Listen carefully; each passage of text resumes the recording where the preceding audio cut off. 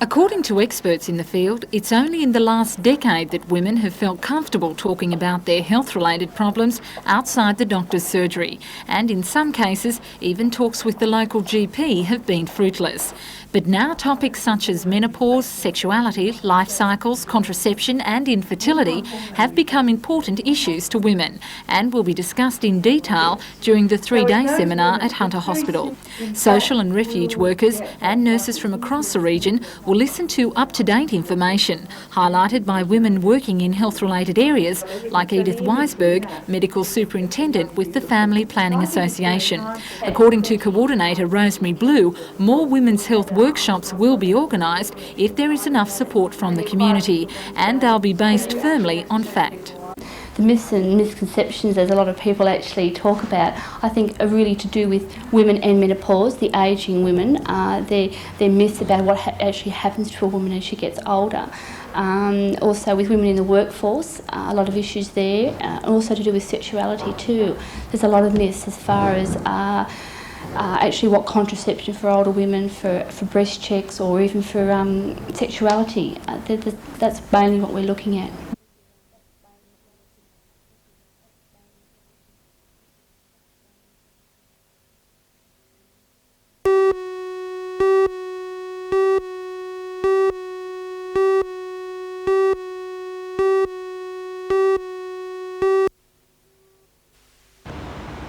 And more good news for small business, the official opening of a branch of Small Business People in Newcastle this afternoon. The advisory service enjoys the support of about 800 small business operators in the Hunter region, and today's opening by Mayor John McNaughton is proof of that support. A spokesperson for SBP says the office will now be able to offer on-the-spot advice to troubled business people thanks to the appointment of a full-time industrial relations expert with a sound legal background. This office will act as northern headquarters for existing branches in Armidale, Port Macquarie and Coffs Harbour.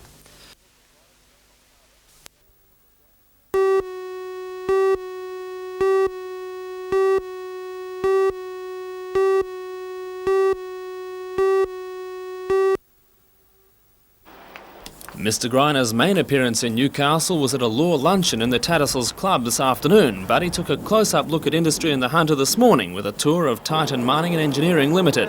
Management at Titan extended the invitation to highlight a problem that's dogged them for years. They say a rival company just kilometres away is enjoying a 3% payroll tax concession under the government's country industry preference scheme. As far as they're concerned, the scheme was never intended to give rival neighbours such an unfair advantage.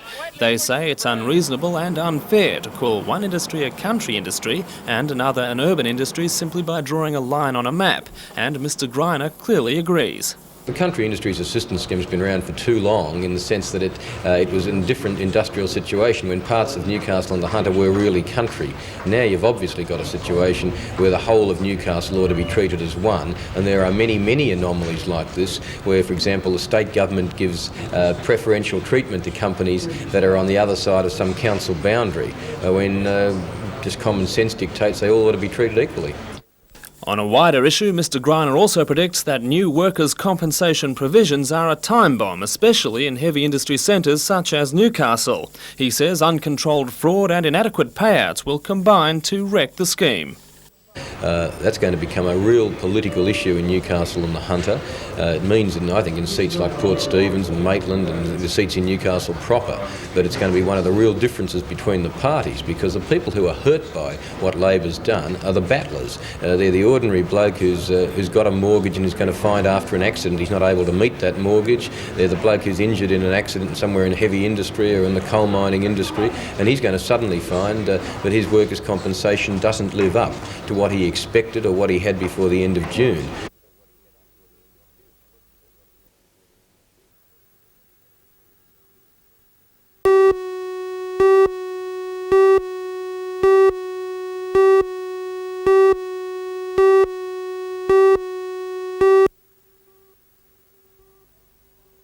Lake Macquarie launched its Around the Lake in 88 calendar of Bicentennial events this morning. The city will celebrate at a dinner tonight. Special guests Max Walker, Rick McCosker and Bob Holland will attend. Lake Macquarie has more than $480,000 for Bicentenary Initiative grants. The money will fund such projects as a Sydney to Hunter walking trail, a history conservatorium and memorial plaques. We'll be placing plaques on 21 sites around the Lake Macquarie area to depict the historical significance of each site. An estuarine and marine study centre is also planned. $80,000 will go towards the first stage of the centre at Blackned's Bay, Swansea. A walking trail will go around it. The centre will eventually feature displays and aquariums, but more money is needed. Because of the abandonment of the Spears Point Cultural Centre, we have sought further funding direct to the Bicentennial Authority, and hopefully if we get that funding we'll be able to complete the whole project in 1988, including the displays, and therefore it'll be the first completed project of its kind on the New South Wales coast. The Bicentennial Games will also be funded in place of the Lake Macquarie Games. It will run from July 88 to November 88. It will hopefully encompass over 30 sporting codes and probably about 25,000 participants. Mrs Poole says festivals will highlight Lake Macquarie's bicentennial activities. Well, we have 5 major festivals, the first one being First Fest on January 1 in Spears Point Park, the second one being Lights on the Lake, a water spectacular after dark at Belmont Bay, the third one being a regional festival to link up with Newcastle and Matara 88, the fourth one being Charlestown Carnival, centred around the new shopping centre at Charlestown, and the last one will say goodbye to the Bicentenary on the 31st of December down in Spears Point Park with a major fireworks display. How many people do you expect will become involved in the festivals? I would say we would be looking at in the vicinity of 100,000 people easily.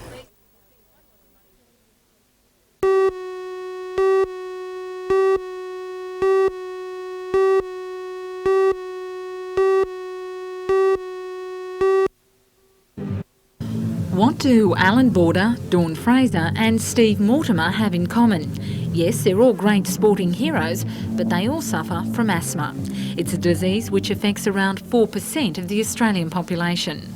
To raise funds for a local community education program and to purchase hospital equipment, aerobic followers from 8 of the region's gyms jumped up in support for the cause. And helping to make the mammoth event a success was an expert in the business. Internationally respected fitness instructor Jamie Hayes knows all about asthma and the benefits of exercise. The 34-year-old is a sufferer of the disease, which claimed the life of his younger brother earlier this year. It's hoped that takings from today will exceed $7,000 and help spread the message to others. The most important message is asthma can kill. It's a very treacherous disease and it can sneak up on you when you least expect it. 1 in 10 Australians are asthmatic, and asthmatics can benefit dramatically from exercise. Even though sometimes exercise can bring on asthma, it will help strengthen their heart and lungs. It improves the quality of their life.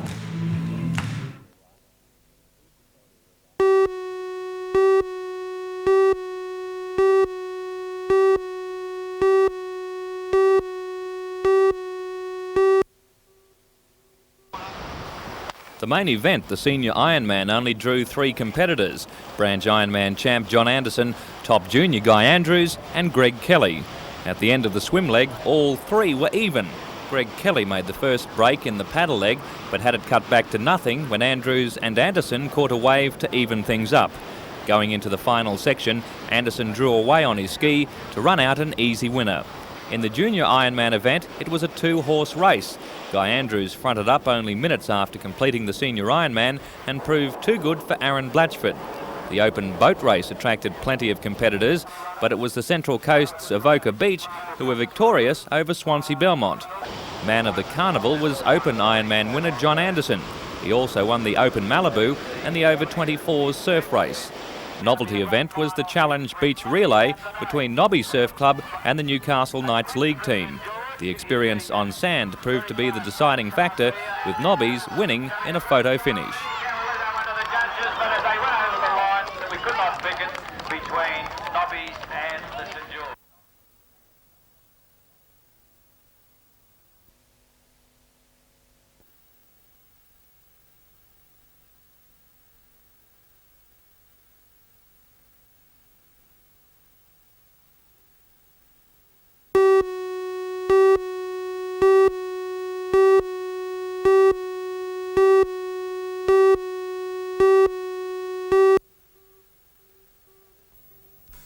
As well as the Newcastle Cup, there were also trophies for the best stroke handicap and best stroke scratch for each 18-hole round, as well as a 36-hole stroke trophy. Only members of Newcastle-affiliated clubs were allowed to compete. At the end of the first 18 holes, Wayne Brenton of Nelson Bay was best off scratch with a 73 on the par 72 course. Brenton also led on handicap with a 69 net. At last report, players were still on the course, but of those that had completed the 36 holes, Mark Jackson of Charlestown was leading with a net 141, while Les Oliver of Newcastle was leading the scratch event with a 2-round tally of 149.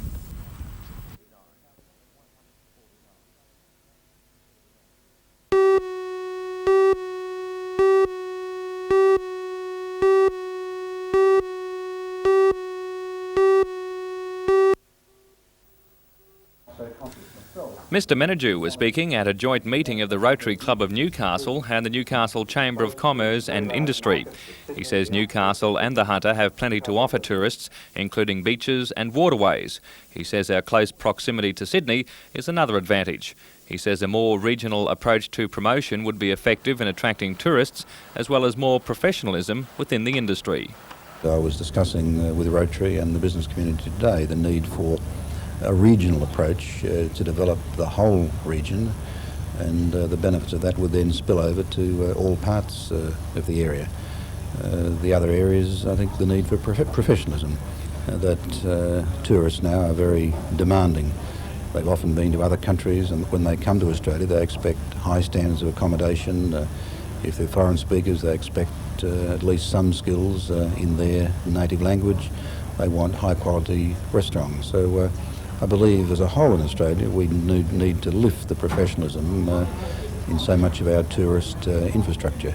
But because of the very remarkable natural attractions which the Hunter has, I believe the potential certainly is there.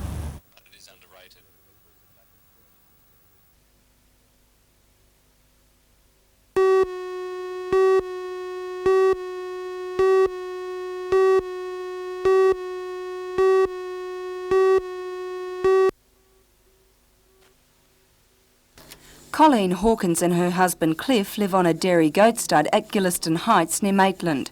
Although they only live on a 2-acre property, they manage to run 45 goats. 12 of these are milkers. Colleen has been carefully developing the stock to attain long lactating goats in the dairy. And these two kids are the latest addition to the dairy. They were born only last night, but it will be 2 years before they're producing milk. But certainly rearing a goat dairy herd is not all beer and skittles. There are constant chores, including hand feeding the new arrivals. And even more importantly, it's essential that careful health standards are maintained. Colleen is strongly behind the need for a recognised seal of approval for goat's milk. She says at the moment there are no real checks to ensure that the milk comes up to an appropriate standard, and contaminated milk could easily be slipping through. When they're milking the animal, a lot of them don't chill the milk as it's coming, and then once it's strained, they don't refrigerate. You've got to maintain it below 4 degrees. Is there an overall standard for goat's milk? No, the Dairy Goat Association, or the Goat's Milk Producers Association, is at present trying to get a stamp that goes on cartons. It goes through health food shops and supermarkets to say that it has been tested on various occasions and come up to the standards that they require it to. So at the moment, I guess there's a risk that some of it is not, that is sold in health food shops and stuff, that it's not really coming up to scratch. Well, you know, even if it does come up to scratch before it leaves the producer, it may not hold up to scratch once it hits the retailer, because some of the things they're holding it in are not proper units, you know.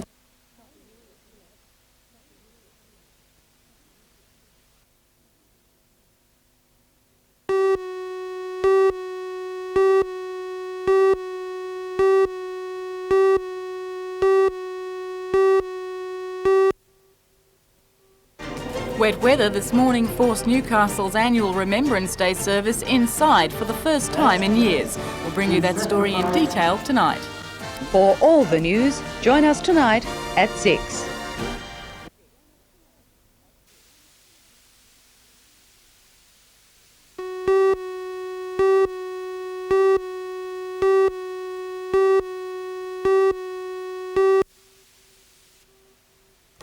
The rain came down most of the day, and by mid-morning many roads in Newcastle were experiencing flooding. Drains just couldn't cope with the deluge, and motorists found they had water swirling around them. Here on the industrial highway, numerous cars were caught out and many motorists were forced to push their vehicles to safety. Others resorted to WD-40 to try to disperse the moisture. At sea, conditions were also not very pleasant. The crew of Saraband 4 reported spending a hideous night at sea and docked at the Merryweather Wharf, where it was calm although still wet. The intrepid adventurer from G'day 88 also squirreled his way out in the inclement weather to ensure his mooring was secure. Back on land, shoppers tried not to poke each other's eyes out as they bustled about snapping up Christmas bargains. Others, dressed in a secure raincoat, ignored the weather and just kept eating regardless. The Weather Bureau forecasts more wet weather tomorrow, with showers on Friday. The wet conditions are expected to clear by Saturday.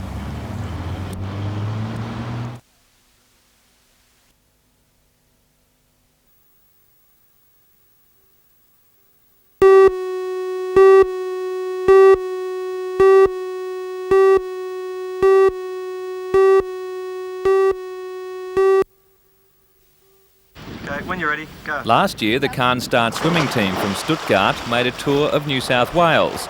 Two members of that team, Jutta Boschart and Ute Kirsting, were so impressed they decided to come back for a longer stay and train under Newcastle coaches Eric Arnold and Bill Nelson. 19-year-old Jutta is a top freestyle sprinter, while Ute, also 19, is a backstroker.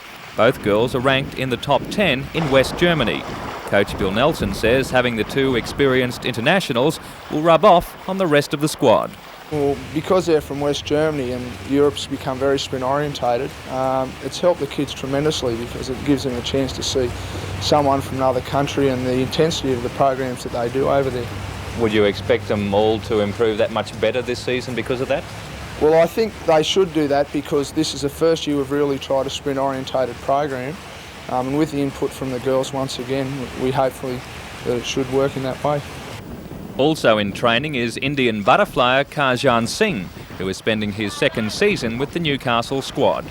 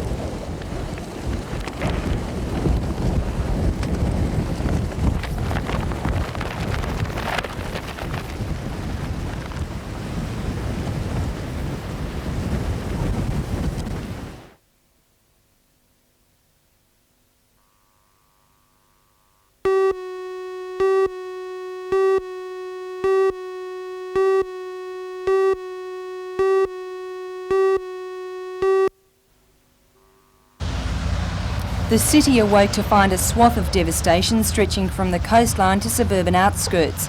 The huge sea has forced the closure of Newcastle Harbour with waves as high as 10 metres. Roofs off houses have been blown away and windows smashed by the gusty winds. Power lines were down in many suburbs, disrupting early morning traffic on major thoroughfares.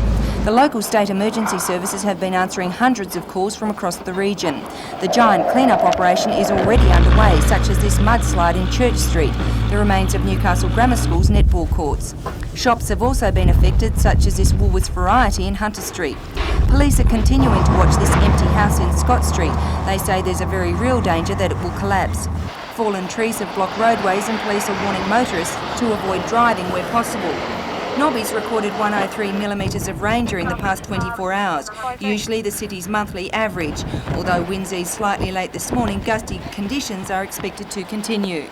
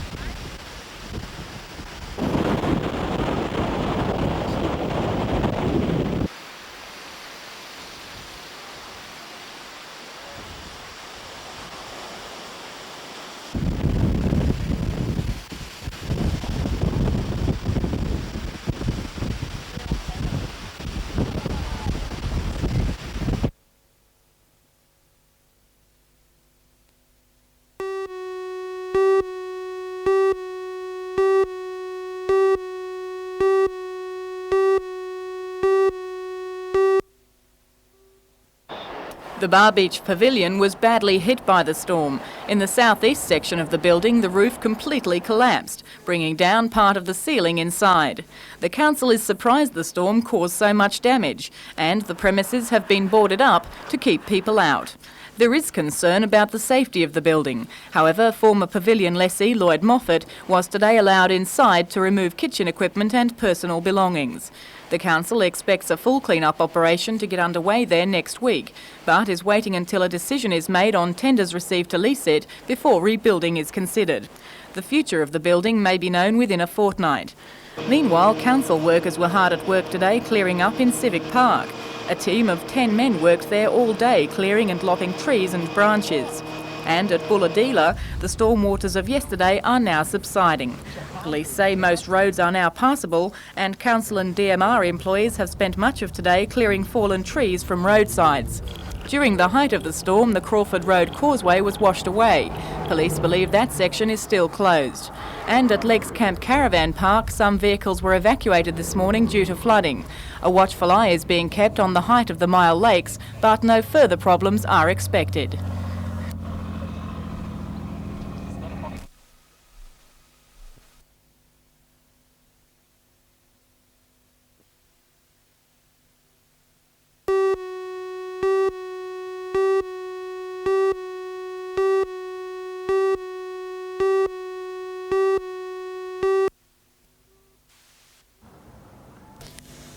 Police say 30-year-old Terry Allen William Greentree from Blackwells Park was reported missing when he failed to return from a fishing trip at Snappers Point 3 days ago. A full-scale search was launched but was called off yesterday morning. Around 9:30 this morning, the crew of a Swansea shark meshing vessel spotted a body floating in water 500 metres out from Mooney Beach. A nearby yacht assisted until police launch Stackpearl arrived. Police believe the fisherman was swept off rocks during the fierce storm that hit the coastline earlier this week.